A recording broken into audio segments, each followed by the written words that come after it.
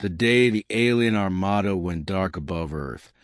I was holding my sister's ashes and watching the sky burn her name into orbit. No one had believed the warnings.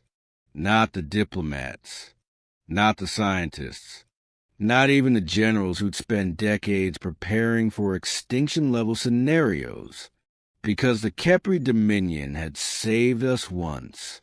And saviors, we thought, never come back to collect. We were wrong. I stood on the observation deck of Atlas Station as the first Kepri dreadnought slipped out of fold space, blotting out stars like spreading bruises. Their hulls were living geometry, organic, shifting, incomprehensible. The same ships that had once shielded Earth from annihilation now pointed their gravity lances at our planet. The dead had come due, and that was only the beginning.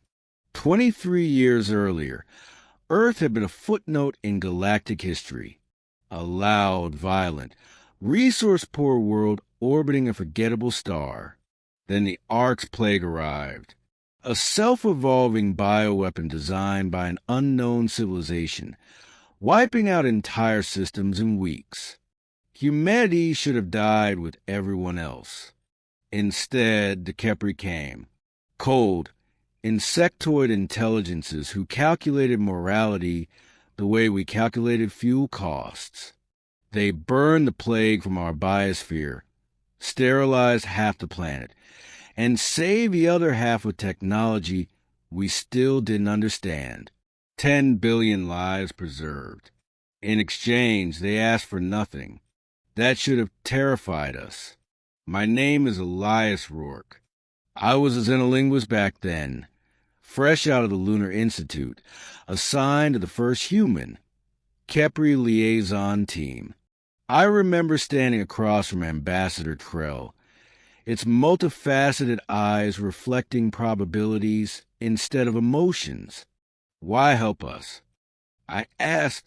Because you endure, Trell replied, and endurance has value. I didn't understand what that meant until now.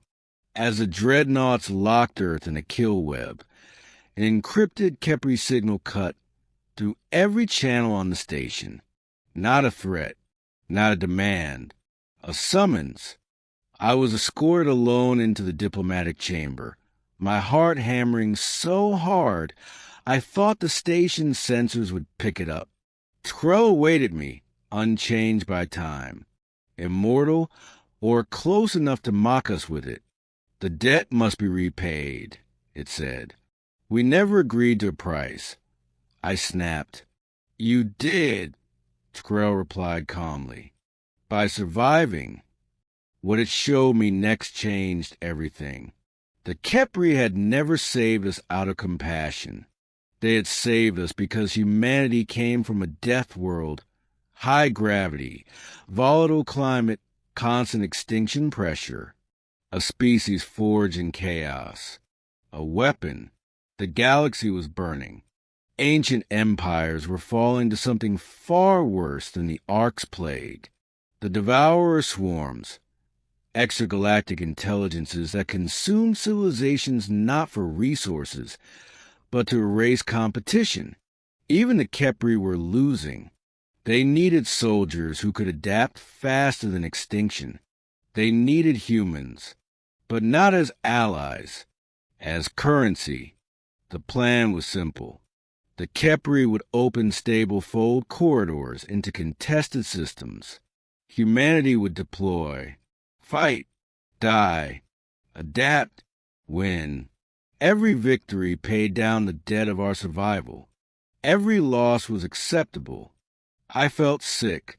My sister, Mara, had enlisted in the Colonial Defense Fleets 2 years earlier. She died in a training accident near the Perseus Expanse. There had been no wreckage, no remains, just ashes delivered by an automated courier. Now I knew why. This is genocide by proxy, I whispered. This is balance, Trell corrected, and you are uniquely suited to restore it. Then came the twist no one saw coming. Earth wasn't the first death world they'd tried this with. Every prior species had broken, turned feral, burned themselves out in berserker wars that destabilized entire regions of space. Humanity was different. We didn't just survive war. We learned from it. We industrialized it. We told stories about it. We remembered our dead. And we kept going. The Kepri believed they were controlling us. They were wrong. I was returned to Earth with an ultimatum: comply or watch the planet burn. The Global Council voted unanimously. We had no choice. Humanity mobilized like it always had, fast, furious, terrified, and angry. The war that followed rewrote galactic history. Human fleets, patched together with stolen Kepri tech and human ingenuity, did the impossible. We beat the swarms where ancient empires had failed. Marines fought on worlds with atmospheres that liquefied lungs. Pilots flew into gravity wells that crushed alien hulls like paper.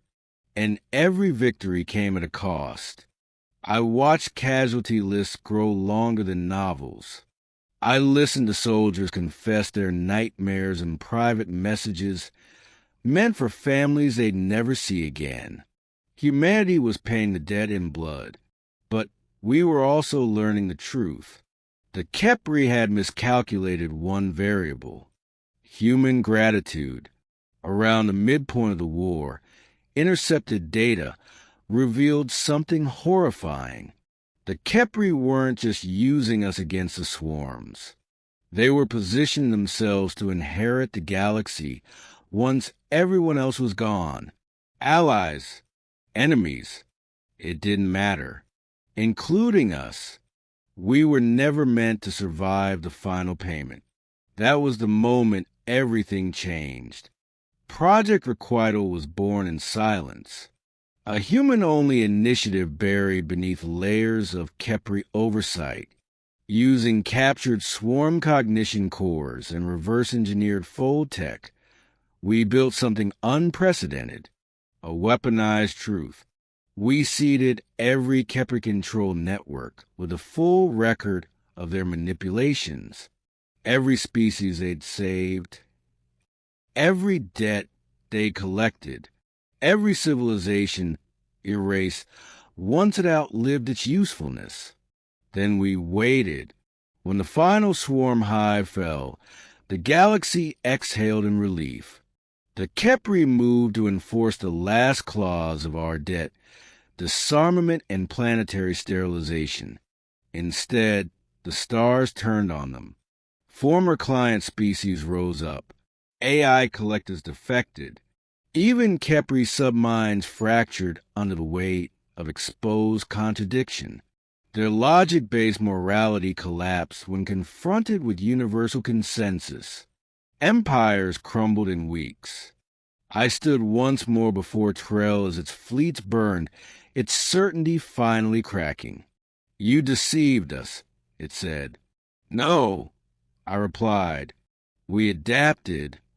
Earth was spared, not because we begged, but because the galaxy decided no one should ever hold that kind of power again.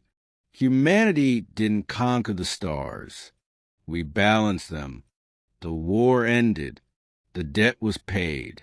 Mara's ashes still sit on my desk. But now, when I look at the sky, I don't see fear. I see a warning written in constellations. Never save a death world expecting obedience, because when the bill comes due, we always repay it with interest